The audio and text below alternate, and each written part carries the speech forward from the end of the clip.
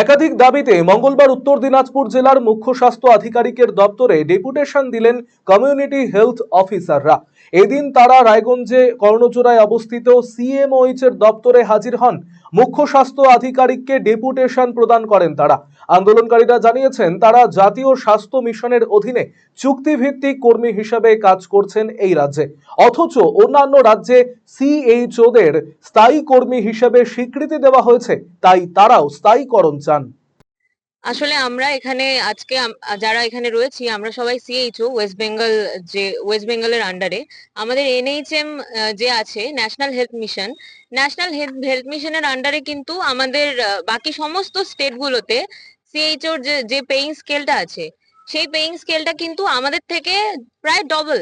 তো সেই ক্ষেত্রে আমরা কিন্তু কন্ট্রাকচুয়াল হিসেবে যে আমাদের চালানো হচ্ছে সেটা কিন্তু শুধুমাত্র ওয়েস্ট বেঙ্গল বোর্ডেই, আর অন্য কোনো বোর্ডে কিন্তু এটা নেই। আর সব বোর্ডেই কিন্তু সবাই পার্মানেন্ট আছে। তো সেই জন্য আমাদের দাবি আমাদের সবাইকে পার্মানেন্ট করতে হবে। আমাদের যেটা স্কেল রয়েছে বেতনের সেটা কিন্তু আমাদের ইনক্রিমেন্ট করতেই হবে। হ্যাঁ, আমরা জমা দিলাম, আমাদের স্যারের সাথে কথা হয়েছে। স্যার স্টেটে ওটা ফরওয়ার্ড করবে বলেছেন আমাদেরকে।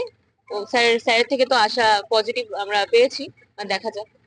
আমাদের ওই তো দাবি ওটা আছে, আর ডিএ আছে আমাদের পিএলআই যেটা, সেটা আমাদের যেটা মাসে মাসে যেটা আমাদের 3 মাস পর পর পিএলআইটা অ্যাকচুয়ালি দেয়।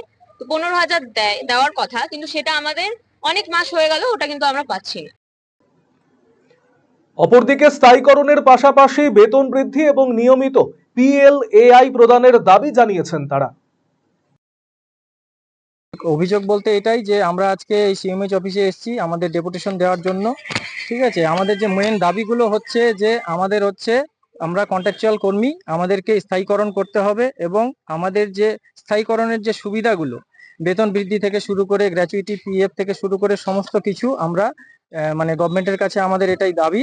ঠিক আছে, তো আরো যে ব্যাপারগুলো হচ্ছে যে মানে আমাদের যে পিএলআই, আমাদের কাজের মধ্যে একটা পিএলআই একটা পার্ট আছে, এই পিএলআই পার্টের একটা এটার হচ্ছে রেগুলারাইজেশন, মানে আমরা নিয়মিত যেটা পিএলআই পাওয়ার কথা সেই পিএলআইটা আমরা পাচ্ছি না, বা আমাদের বেতন বৃদ্ধি, এবং দ্বিতীয় কথা হচ্ছে যে আমাদের সাথে আরো অন্যান্য কন্ট্রাকচুয়াল সিএচওরা যে কাজ করছে এবং ওরা কিন্তু বেতন বেশি পাচ্ছে, সেই তুলনায় আমরা কন্ট্রাকচুয়াল কর্মী বলে আমাদের সেম কাজ করতে হচ্ছে, কিন্তু আমরা মানে সেই তুলনায় আমাদের বেতন পাচ্ছি না, বা আমাদের যেটা এনএইচএম এর যে গাইডলাইন আছে সেই গাইডলাইন অনুযায়ী আমরা সেরকম কোনো বেতন মানে গভর্নমেন্ট থেকে পাচ্ছি না।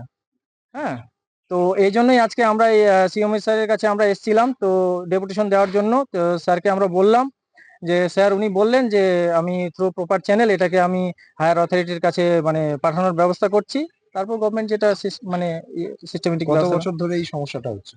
সমস্যা তো এটা অনেকদিন ধরেই হচ্ছে, মানে রিক্রুটমেন্টের পর থেকেই এই সমস্যাটা হচ্ছে, তো ইনক্লুডিং মানে বলতে গেলে তো আমাদেরই মোটামুটি এখানে যারা যতজন আছেন এখানে মোটামুটি অনেকেরই 2 বছর 2.5 বছর বা 3 বছর অনেকের সার্ভিস হয়ে গেছে, বা তার থেকেও বেশি, অনেকে হয়তো স্টাফ নার্সিং থেকেও এসছে।